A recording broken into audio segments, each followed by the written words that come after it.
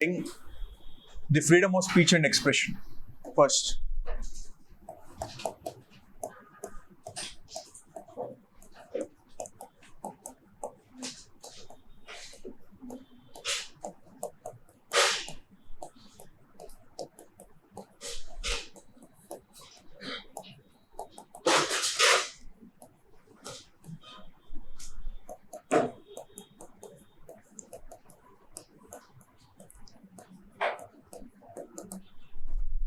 This is the question which I have given in the last class. Freedom of speech and expression is a misnomer in India. Comment. See, what is the introduction that I can write for this question? Em introduction write. Separate. Here write. Article 19, clause 1, clause A. Okay. Andhra ade rastaru. Mari, what is your uniqueness? You only write the same thing, right? Freedom of speech and expression and kanipichigane Article 19, clause 1, clause A. Andhra ade kada rasedi. Then what is your unique point of writing an answer? Your uniqueness will come where you are writing something different compared to the others. Andukane, see, I will start with the answer regarding the world's press freedom index.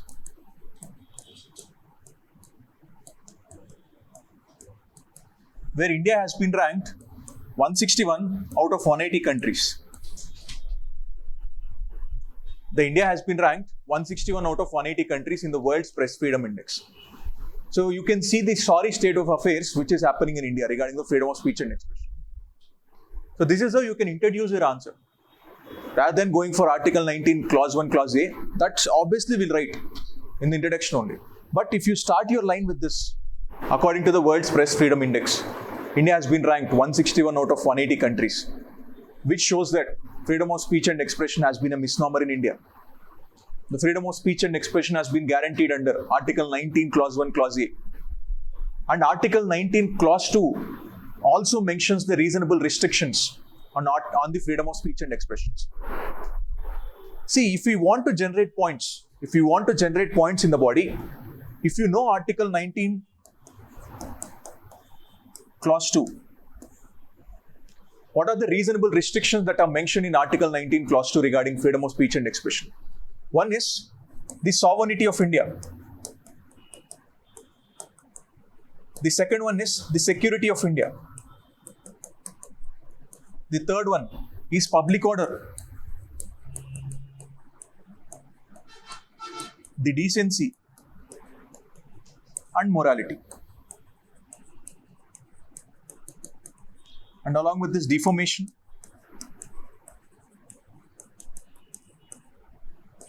and along with this, the friendly relations with foreign states,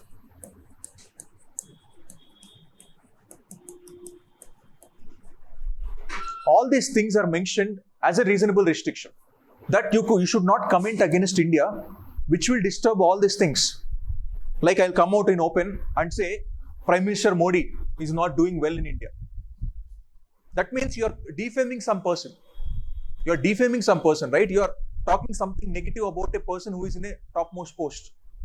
Or tomorrow I'll come and comment against the Chief Justice of India, that all his judgments are not worthy for India. That means I'm defaming his judgments. And I'll comment against the India, that India is not doing well. I should not stay in India. I should have born in Pakistan. That is against the sovereignty of India. You are questioning the sovereignty of India. All these things are already present as a reasonable restriction for the freedom of speech and expression. That means you should not comment on all these things, which will disturb the public order, which will disturb the morality. Like tomorrow I'll come and open and say, all the Hindus should leave India. All the Hindus should leave India. That is disturbing the public order in India. That may lead to violence in India. So that sort of comment should not be done by the public. Now, how it is getting disturbed in India? You see, there are few laws in India called sedition. Sedition. See, sedition is not mentioned in Article 19, clause 2. That means it is not a reasonable restriction. Sedition is nothing but you are trying to promote hate between two groups, like Hindus or Muslims, or between two castes, between two religions, between two ethnic groups. You are making comments on those which is instigating the godol between those two communities. That is called sedition. So that sedition has been used continuously by the government of India. See, until now, 160 cases from 2014 to 20 has been registered on sedition. Only 5% are convicted. That means they are sent to jail. This shows that government intentionally is putting sedition cases on people who are commenting against the policies of the government. Tomorrow I'll come and say national education policy is waste in India. Then I'll be put on jail. Why are you criticizing the government policy? So that is government using these routes to make people to go to jail, to throw the opposition into the jail. So this is the first thing. And there are the Unlawful Activities Prevention Act. The Unlawful Activities Prevention Act, UAP Act, through which if you comment against the national interest, of India, you will be thrown into jail. And you will not get the bail. And you will not have any other option to stay in jail only. జైల్లోనే ఉండాలి, ఇంకా బయటకు వచ్చే chance కూడా లేదు. ఇలాంటి loss use చేసి government మన స్పీచ్ని కర్టైల్ చేస్తుంది. The government is curtailing our free speech. And there are other thing called contempt of court, which I have discussed in the yesterday's case. That Wikipedia versus ANI case, the Delhi High Court is taking it as contempt of case and it is trying to punish those Wikipedia pages. This is also curtailing the free speech. Does as an Indian, I don't have the freedom to criticize the government or the judgment. I have that freedom, but the courts have this mechanism to punish me through contempt of court. That's why I don't comment on the court. I don't put comments on the judges.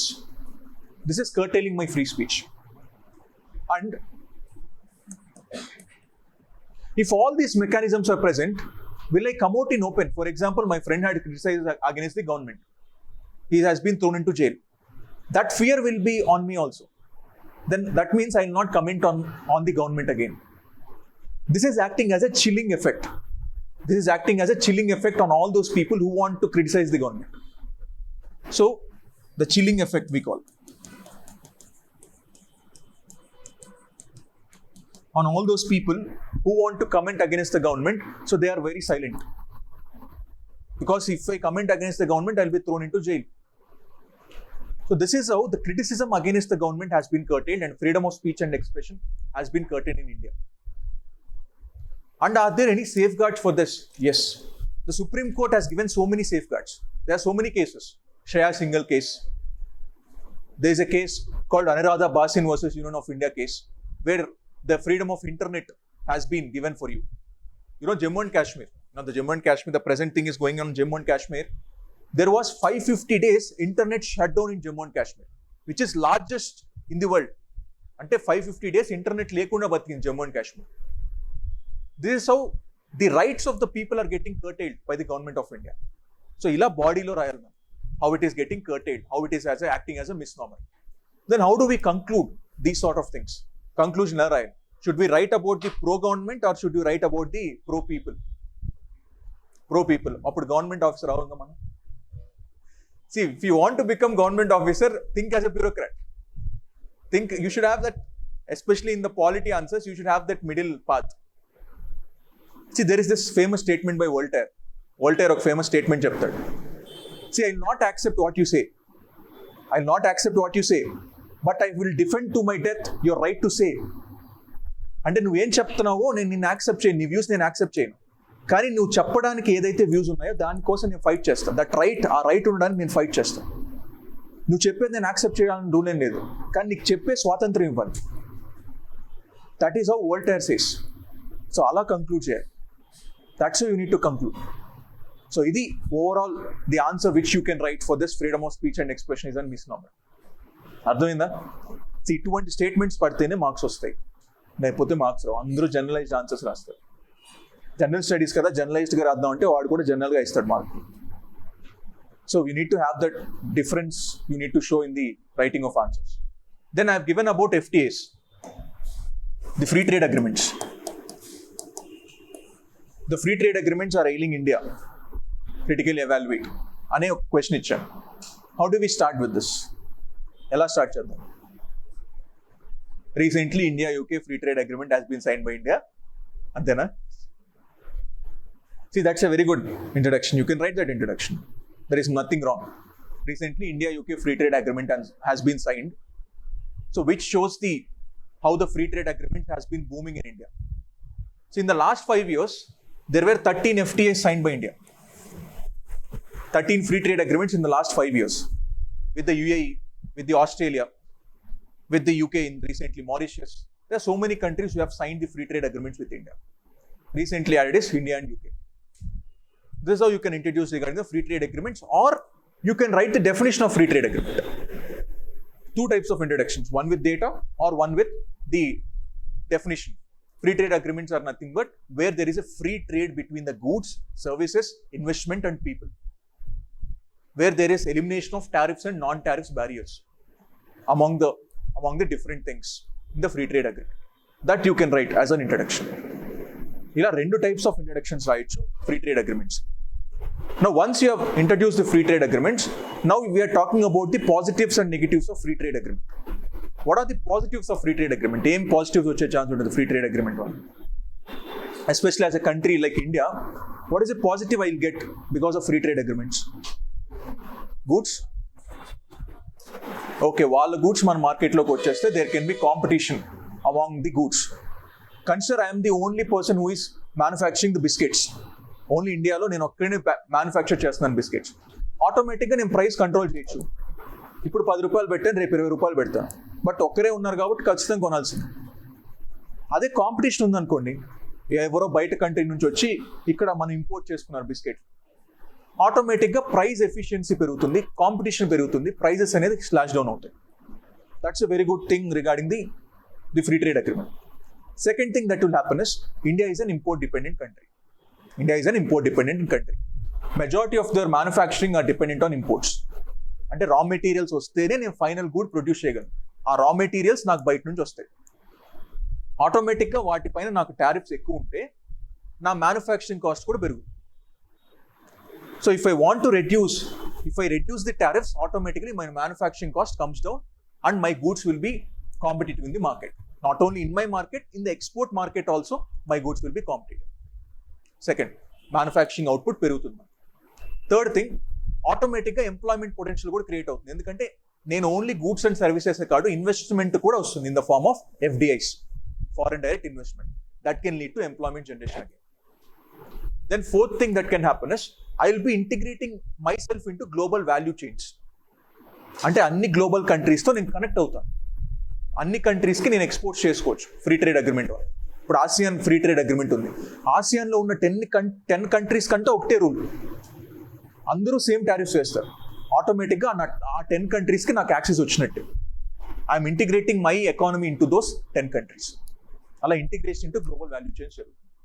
These are the benefits which I can get. But what are the negatives? The question is asking how it is ailing the Indian economy. Ailing అంటే damage చేస్తుంది Indian ఎకానమీకి. The first thing you can write is the trade deficit that is occurring because of free trade agreements. Last year, Niti Aayog report lo em cheppindante, overall trade deficit because of this free trade agreement has been increasing and it is amounting to $29 billion. 2024లో $29 billion ఉందంట నీతి ఆయోగ్ చెప్తుంది. కానీ ఆసియాన్తో చూస్తే, whenever you talk about ASEAN, it is $44 billion. ఆసియాన్తో $44 billion trade deficit ఉందంట. మనం అంటే మనం export చేసేదానికన్నా imports ఎక్కువ చేసుకుంటాం కాబట్టి డెఫిసిట్ వస్తుంది. దానివల్ల the trade deficit is increasing. దానివల్ల ఏంటి, నువ్వు ఎక్స్పోర్ట్ చేస్తే ఓకే, కానీ ఇంపోర్ట్ చేసుకోవడం వల్ల నువ్వు వాళ్ళకి పే చేయాలి. You need to pay them in your dollars are in your reserves. అప్పుడు నీ రిజర్వ్స్ తగ్గుతాయి, ఫారెన్ ఎక్స్చేంజ్ రిజర్వ్స్ తగ్గుతాయి, automatically which will hit your economy again.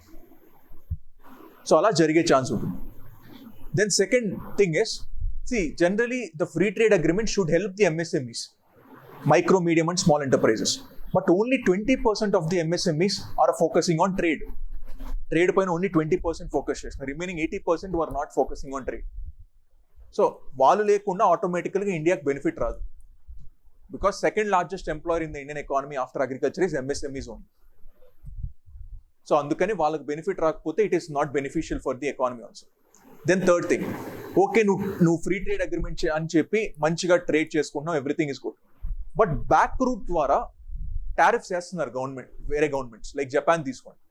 Japan ఏం చేస్తుందంటే, if you are not following the labour standards or environmental standards, ఇండియాలో ఆ labour standards environmental standards follow అవ్వకపోతే నేను టారిఫ్స్ వేస్తాను. జపాన్ ఫ్రీ ట్రేడ్ అగ్రిమెంట్లో ఉంటుంది, ఒక క్లాజ్ ఉంటుంది. ఆ క్లాజ్ యూజ్ చేసి ఇండైరెక్ట్గా టారిఫ్స్ వేస్తున్నారు వాళ్ళు. దానివల్ల బెనిఫిట్ అయ్యేది జపాన్, లాస్ అయ్యేది ఇండియా. ఇటువంటి కండిషన్స్ పెడతారు. అండ్ యుఎస్ ఈ కంట్రీస్ ఆర్ యూరోపియన్ యూనియన్ ఈ కంట్రీస్ ఏం చేస్తాయంటే, they should have the strong environment protection laws, they should have the strong labour laws, they should have the strong intellectual property rights. ఇవన్నీ ఉంటేనే free ట్రేడ్కి agree చేస్తాయి. Obviously ఇండియాకు ఒక data protection law లేదు, ఇండియాకు ఒక strong intellectual property rights policy లేదు. ఓన్లీ పాలసీ ఉంది, యాక్ట్ కూడా లేదు. ఐపీఆర్ పాలసీ 2016 మాత్రమే ఉంది, ఒక లా కూడా లేదు ఐపీఆర్ని ప్రొటెక్ట్ చేయడానికి. సో ఇటువంటి ఉన్నప్పుడు many countries will not accept India as a free trade partner. So ఇలా there are things which are ailing Indian economy. ఎలా కంక్లూడ్ చేయాలి? So whether free trade agreements are beneficial to India or it is dismantling the Indian economy, ఎలా conclude చేయాలి? See, there is this committee called Surjit Balla Committee. Surjit Balla Committee on the Free Trade Agreements. 2019లో form చేసాం ఈ committee. ఈ committee ఏం చేసిందంటే, Indian goods వేరే కంట్రీస్కి వెళ్ళినప్పుడు వాళ్ళు ఎందుకు మన ఇండియన్ గూడ్స్ సపోర్ట్ చేయట్లేదంటే క్వాలిటీ ఇష్యూస్. మన ఇండియా అంత క్వాలిటీగా ఉండమని వాళ్ళు నమ్ముతారు కాబట్టి. అందుకే ఒక స్టాండర్డైజ్ మోడల్ తీసుకురండి, ఆ స్టాండర్డ్స్ ప్రతి ఎంఎస్ఎంఈ ఫాలో అవ్వాలి. సెకండ్ థింగ్, ఎంఎస్ఎంఈస్కి ఫినాన్సెస్ ఇవ్వండి, టెక్నికల్ ఎక్స్పర్టీస్ ఇవ్వండి, so that they can integrate in to the trade. And ఎలా అయితే జపాన్ ఇండైరెక్ట్గా కౌంటర్గా టారిఫ్స్ వేస్తుందో మనం కూడా అలాగే వెళ్ళాలి. Anti dumping duties, countervailing duties అని ఇవి కూడా ఇండియా వేయాలి అని సుర్జిత్ బల్లా కమిటీ చెప్తుంది. So that means FTAs can be beneficial if it is in the India's court. ఇండియాస్ కోర్ట్లో ఉంటే ball it is beneficial. If you are giving your thing to the other country, automatically it is not beneficial to India. There should be bilateral trade. There should be counter trade that should happen between both the countries. Appude beneficial avutayi. This is how you need to conclude the free trade agreements. Idi free trade agreements conclusion. So ila rayali renditiki answers. Ila rastene marks vastayi. Data పెట్టాలి, reports పెట్టాలి, case studies పెట్టాలి, committees పెట్టాలి. ఇవన్నీ పెడితేనే marks వస్తాయి, లేకపోతే marks రావు. So then